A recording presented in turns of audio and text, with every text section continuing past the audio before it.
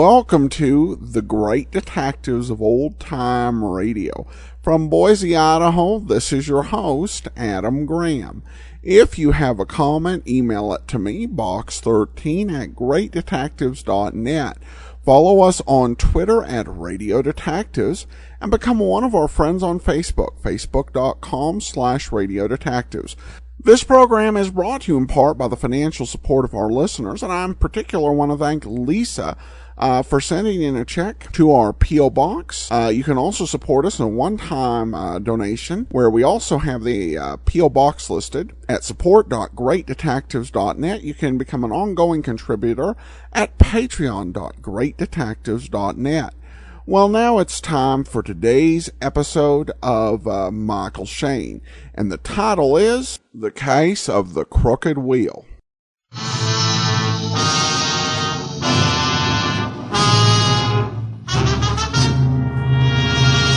The big gun in his hand turned over and over. He leaned his face close to mine, hissing softly between his teeth. It was a face that held all the evil in the world, the kind that gets up close when somebody's going to die. Suddenly, everything shattered in front of me like a bulb smashed against a rock. I got the last funny flash. Michael Shayne, a guy head deep in nothing.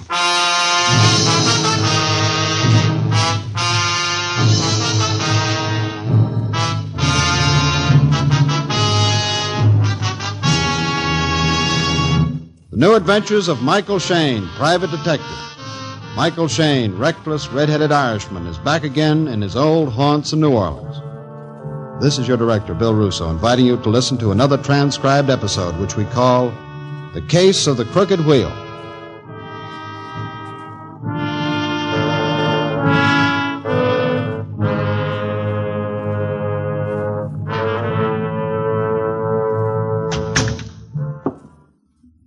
Mr. Private Detective? Thanks. I was beginning to wonder whether that one line in Classified was worth the price. I observe, Mr. Detective, a man who has journeyed to a strange land. Observe a traveler who has come 1,000 of miles to seek you out. Well, you must be tired. Have a chair, traveler. Tell me what's on your mind. Oh, thank you. Mr. Detective... the name is Shayne. Michael Shayne. Oh, of course. Mr. Detective Shayne, observe before you a man with a despicable habit. A habit I cannot seem to break myself of. Oh, why don't you try Doc Holloway down the hall? He's a psychologist there. You can lie down and talk about your troubles. Please. Perhaps I should come to the point, no? Yeah, that'd make things a little easier. Perhaps, yes. Here. Observe it, if you please. Oh. Paquito Casino, Mexico City, 25 pesos. What's it supposed to tell me? It is money. At the Paquito Casino, which I, Ramon Paquito, am sole and legitimate proprietor. It is worth 25 pesos, like it says.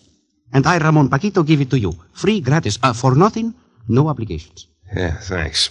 Now, about this habit you've got, how bad is it? Aye, terrible. I give away money, Mr. Detective Shayne. Every week at the casino, I give away thousands of pesos. Free, gratis, for nothing, no obligation? Precisely. How can you make a living like that? Well, 2 days ago, I asked myself the same question. There is no future in it, so I come to see you. Oh, well, if you want to unload your assets all at once, you've come to the right place. Please, Mr. Detective.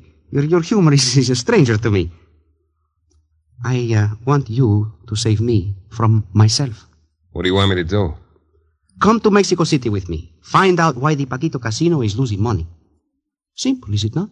Well, that's going to cost you a chunk of dough, Mr. Paquito. $20 a day. That's 100 pesos. Plane fare and expenses. Don't quibble about bagatelle, Mr. Detective. Now, will you come? Sure. Just one thing, Mr. Paquito. You said you wanted me to save you from yourself. What did you mean? Observe me well, Mr. Detective Shayne. Yeah? Do I appear as a person who could cut a man's heart out? No. I, Ramon Paquito, could do it with a smile on my lips. Yes, Mr. Detective Shayne, if what I suspect is true, I would whistle a song sentimental while I commit a murder.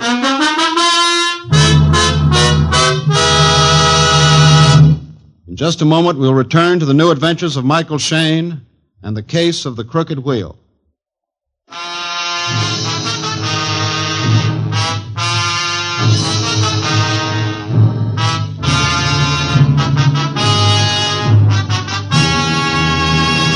The The airplane trip across the Gulf gave Senor Ramon Paquito the time he needed to fill in the details. Somebody had a gimmick to beat his roulette wheels. Another couple of weeks of the process, and Ramon would be wearing a serape and huaraches instead of a double-breasted pinstripe. All of which had made him angry enough to want to kill whoever was outsmarting him. We landed late the next afternoon. The senor registered me at the Hotel Blanco, gave me directions how to reach the casino later, and then took off. I decided to give the town a whirl before it was time to punch the clock. Shops on Avenue Nacional were a sight to see, but I couldn't afford much looking. I settled for a Mexican-style back-scratcher, then wandered down a side street for local color. It was just when I hit the first block of wooden shacks that two things happened. Suddenly, it wasn't daylight anymore, and suddenly I wasn't alone. Picturesque, isn't it? Huh? The guy sleeps with a goat and a flock of chickens, and they call it picturesque. I'll bet a big tourist like you gets a bang out of that, huh? Now, look, mister, Your name's Shayne? No, it's Pancho el Diablo. Take him. He'll go quick. The shadow that separated itself from a lot of other shadows wasn't quite as tall as a gorilla, but it was a yard wider. It lurched toward me and spun me around. My punches felt like I was trying to bang my way out of a rubber beach ball. And then the thing stopped playing. It hoisted me by the neck off my feet and started to squeeze. A bead of light exploded in front of my brain like a billion nickels. And then somebody had sense enough to pull down the curtain.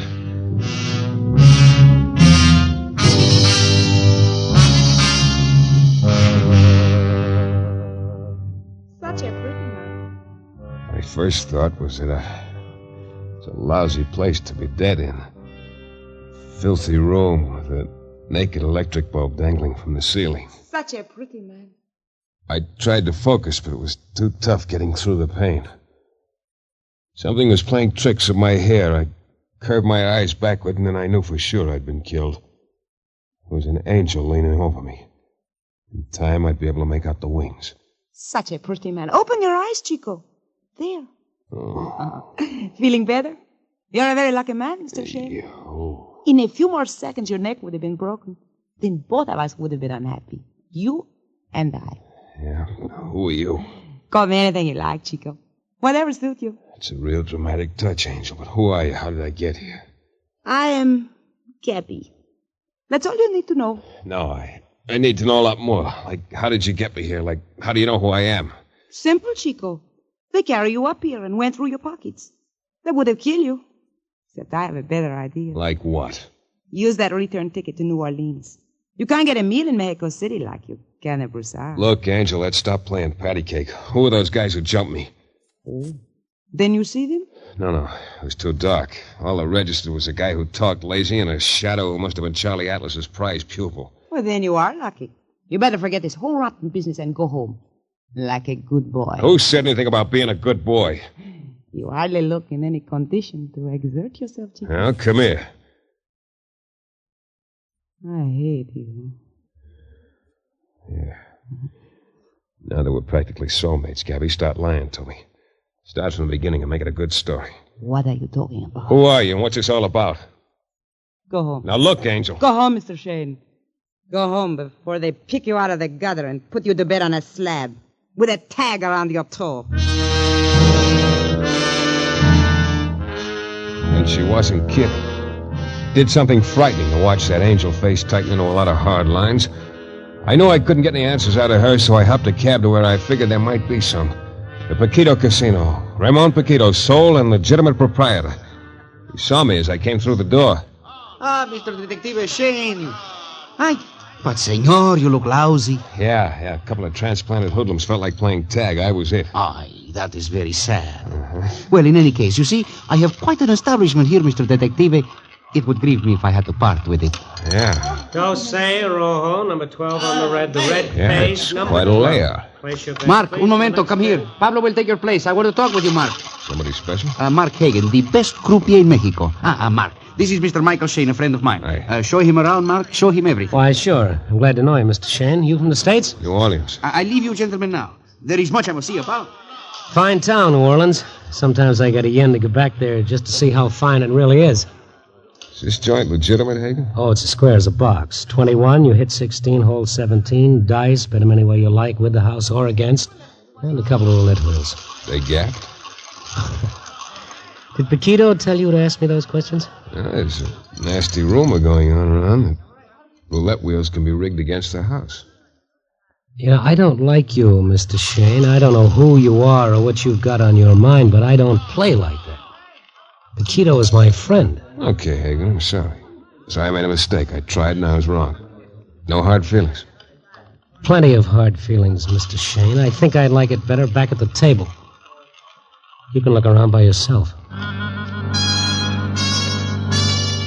So I did.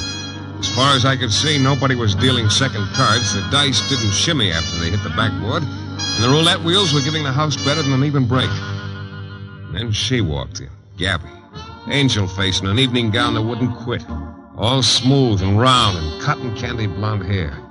She stood in the doorway and looked around the room, then nodded slightly to a guy in a fawn-colored dinner jacket that fitted him like a dream. I walked up to her, watched the frown grow at the corners of her mouth.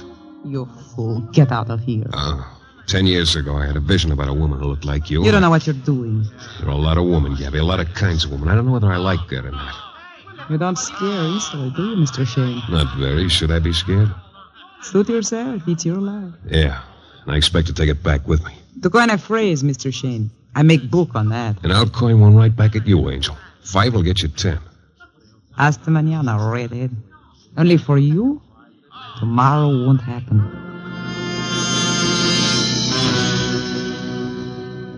I watched her sway the path through the ankle-deep rug to the blackjack table.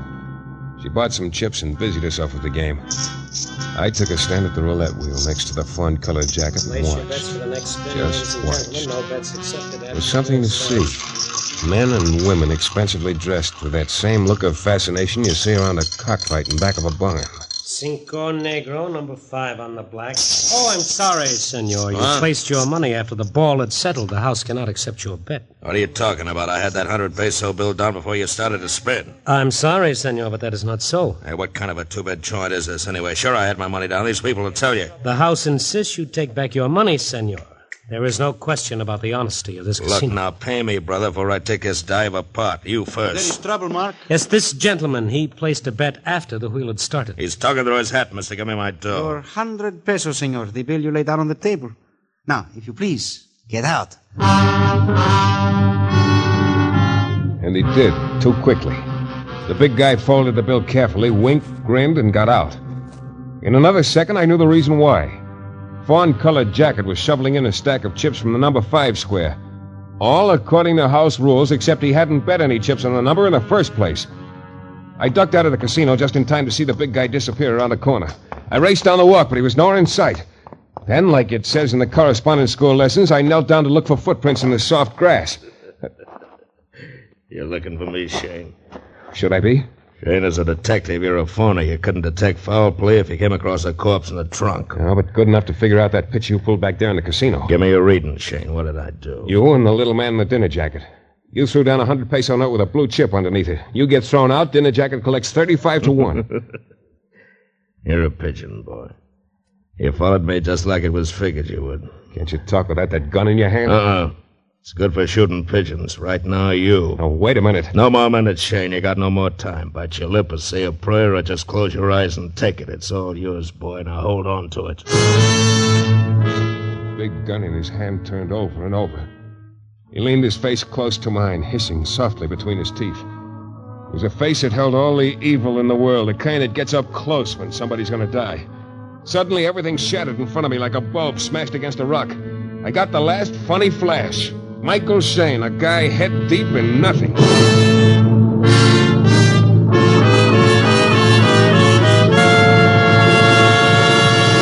In just a moment, we'll return to the new adventures of Michael Shayne and the case of the crooked wheel.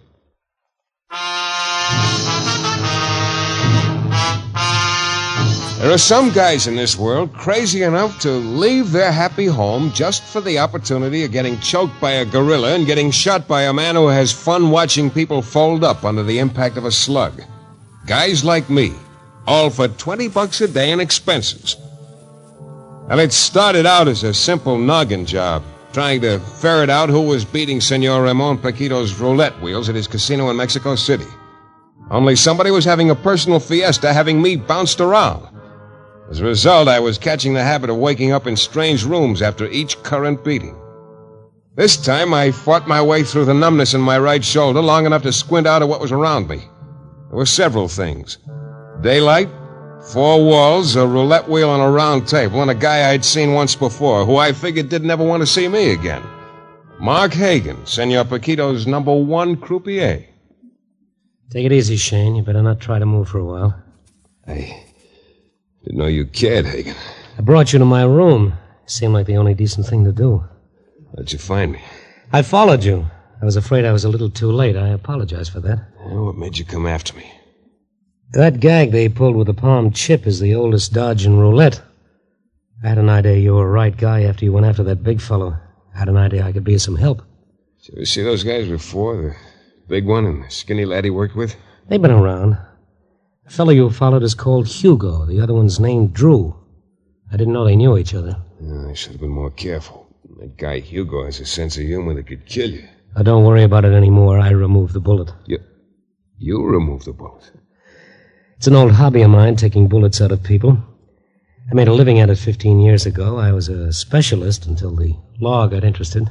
You were a doc? Class of 28 Midwestern, class of 35 Dannemora. License revoked for malpractice. Profile of Mark Hagen. Bum. So you drifted down here and went to work for Paquito? Well, it's a living, Shane. Being a croupier has its points. Nobody asks questions. It gives you a chance to use your hands, doesn't it? Yes. What made you ask that? A roulette wheel on the table. Did you get enough practice at the casino? Sometimes, my friend, it's an indiscretion to inquire into motives. Look, I'll tell you something, Hagen. It could be a wild, wild dream, but I'll tell you about it anyhow. Yeah? About you, maybe. About a croupier clever enough to spin a wheel in such a way that the ball drops in any slot he wants. Oh, you're out of your mind, Shane. Maybe, but I don't think so. It's been done before. I can't give the place and date, but it's been done. As I remember it, the croupier was a frustrated violinist. He had no talent for the violin, but he could make that wheel whistle Dixie. Just like you. Go on. Yeah, an ex-surgeon could get the same idea. A man who could do things with his hands, intricate things. What other reason for the roulette wheel on that table over there? Practice. What are you going to do about it? I could tell Paquito. That's what he hired me for. If you did that, I'd kill you. Yeah, maybe you would at that. Well, that's a promise, Shane. Okay, Hagen. See, Mark, Say no more, Hagen. Come on in, Gabby. Close the door.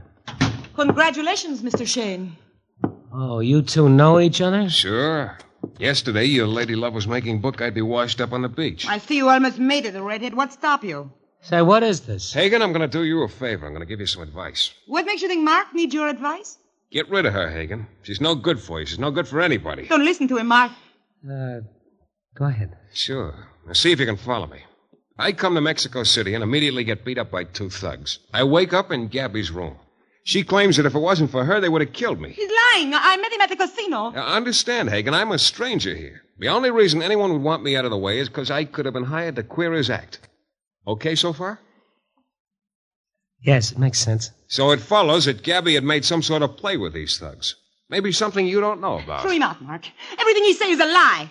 You're being very impolite, my dear. The way it looks from here, Hagen, is that little Gabby has you framed for a fall guy. From here, that's the only way I see it. You rotten shaman!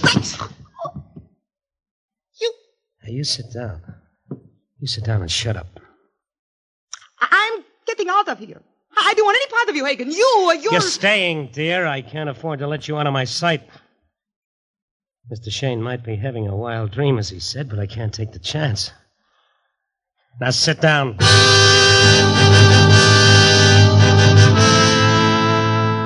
I left the happy couple and walked out into the midday Mexican sunshine. Things were beginning to add up. The guy who nearly broke my neck and the man with the gun were the same. That was Hugo. I heard the name before I passed out the first time. And it was an even bet that the lazy talker and the dapper gent named Drew were identical. But for a one-armed detective without a license to carry a gun in Mexico, there wasn't much I could do about either one of them. Well, it was time to go back and resign my job. I couldn't put the finger on Hagen anyhow.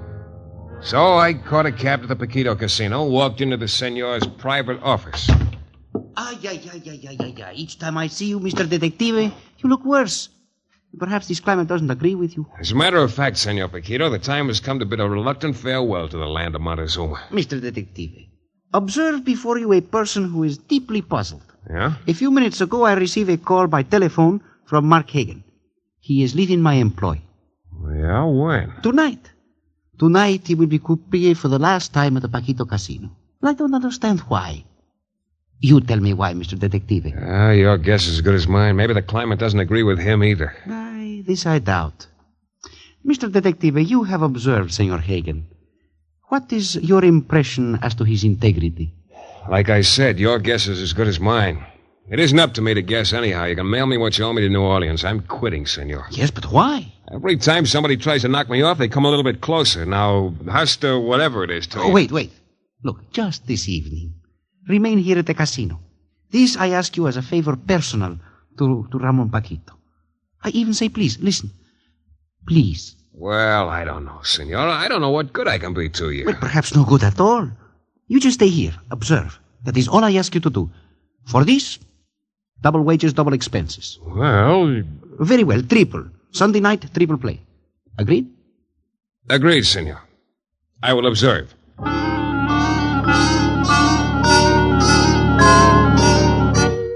another hour, the joint began to fill up. And a few minutes after that, Gabby walked into the room, still looking like an angel, the way some women who are devils do. She strolled over to the roulette table where Hagen was raking them in. He put a stack on the red. There wasn't a sign of recognition between Hagen and the girl. Siete, rojo, 7 pays, red pays, number 7 on the red. Place your bets for the next spin. No bets can be made after the wheel starts. On the next spin, the girl won again. And then she lost. Soon she began to double her bets and kept winning more times than she didn't. When she started to play individual numbers, she made the law of averages look like something that hadn't passed Congress yet. Just before she bet number 4, I watched Hagen fold his thumb under his palm and rub the side of his face with the rest of his hand. Cuatro negro, 4 pays, black pays, number 4 on the black. The young lady seems to be lucky this evening. I've been observing you. Why not this evening, Senor Paquito? I am always lucky at your table. Yes, I have observed that too. Mark, stop the wheel. I wish to see just how lucky this young lady is. Ladies and gentlemen, you will pick up your bets. If you care to play there at the other tables, please. This wheel shall be used exclusive to test the young lady's luck. But, senor... It is your intention to break the bank, is it not so? Spin the wheel, Mark. It was simple enough to figure out. The two of them, Hagen and Gabby, were making a one final grab at a whole lot of money. Whatever his friendship for Paquito might have been, Hagen was forgetting all about it, for the girl and the dough. And he had a foolproof gimmick to do it. In another hour, there were roughly 100,000 pesos stacked in front of the girl. If the young lady doesn't mind, there's a gentleman who wishes to join her. It was a dapper lad in a dinner jacket, the guy named Drew. Gabby stiffened when she saw him. I don't know. This is my last spin. Well, now, that's too bad, ma'am. I had the idea I could ride along on your streak. I'd be very disappointed, ma'am. But I thought, Senor Paquito... It's quite all right, young lady. The gentleman informs me he wishes to make his wager in the identical sum and number as you do. It's just like the senor says, ma'am. One spin, any amount. I guess I can take a chance. You're doing all right. Very well. All of it. I bet the whole amount on number 1. Good, that's fine, ma'am. Number 1 it is. 100,000 pesos, riding right along with you.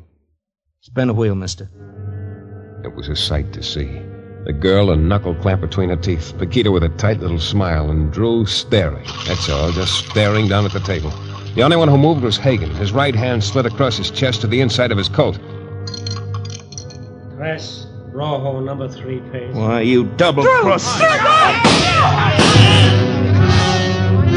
The flash from Drew's gun lit on a flying steel blade. Hagen spun across the room, hammered back by the bullets that tore through his chest. Drew stopped shooting and tried to speak. His words stuck on the knife blade in his throat. They almost fell into each other's arms. I turned just fast enough to see the girl disappear through the side entrance, and I went after her. Outside, there was nothing. I hailed a cab and gave him directions to the only place I knew where to look, Gabby's room. I took the wooden stairs 3 at a time, down the hall to the door marked number 6. But it's true, God. That's just the way it happened. Oh. Well, come in. Come in, boy. Looks like we're the only ones left, huh? Yeah. Everything you ever part of dies, doesn't it, Hugo? Too true, boy. It looks like I'm batting 1,000 today. Hugo, no.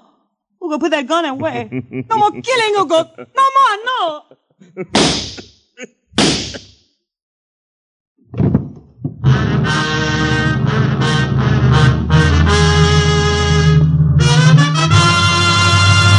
In a moment, we'll be back with a thrilling climax to tonight's Michael Shayne adventure.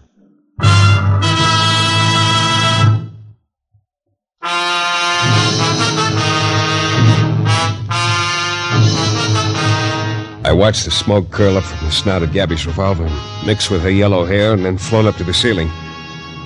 She stared at Hugo's crumpled body, let the gun drop from her limp fingers. I picked it up. Then she stared at me. Aren't you going to thank me for saving your life?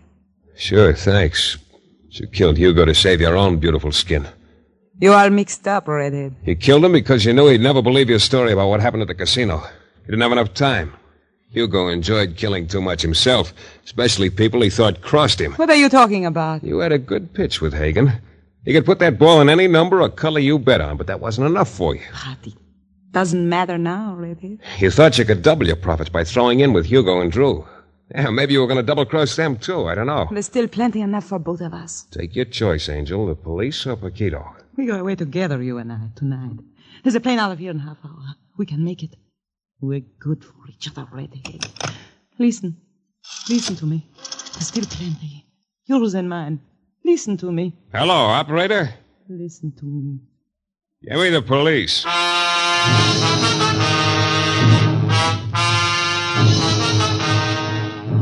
This is your director, Bill Russo, again. Our story is based on characters created by Britt Halliday. The New Adventures of Michael Shayne is a Don W. Sharp production, transcribed in Hollywood and distributed exclusively by the Broadcasters Guild.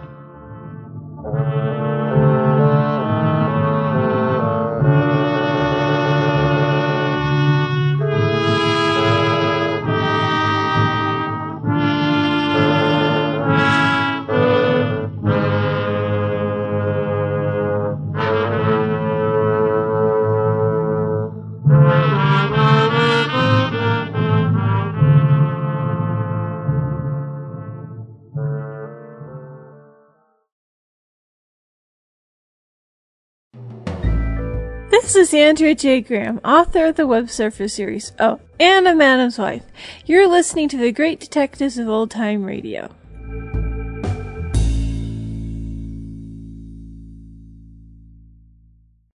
Welcome back. Well, yeah, in the middle of the episode, Michael Shayne, he listed all the disadvantages he had in Mexico as someone who is a licensed private investigator and licensed concealed carried weapons carrier in New Orleans, which does kind of raise the big question at the heart of this episode. Why didn't the casino owner hire somebody local, or at least somebody who had more authority and ability in this area? But other than that, it's just pretty much standard radio Michael Shayne fare. Now to listener comments and feedback, and we have a comment regarding the TV Michael Shayne, who's with Jennifer saying that Saran wrap commercial in the middle of the video theater was hysterical. I'm going to have to find that somewhere or figure out how to record it from screen. Well, thanks so much, Jennifer. And actually, all of our videos, if you can download them to the computer directly from our website. Just put in the video theater number and you're able to pull that up. So if you ever have a video like that you'd like to save to your computer, certainly can. All right, well, that will do it for today. Join us tomorrow. The lineup rejoins our lineup. And then next Monday, listen to another episode of Michael Shayne.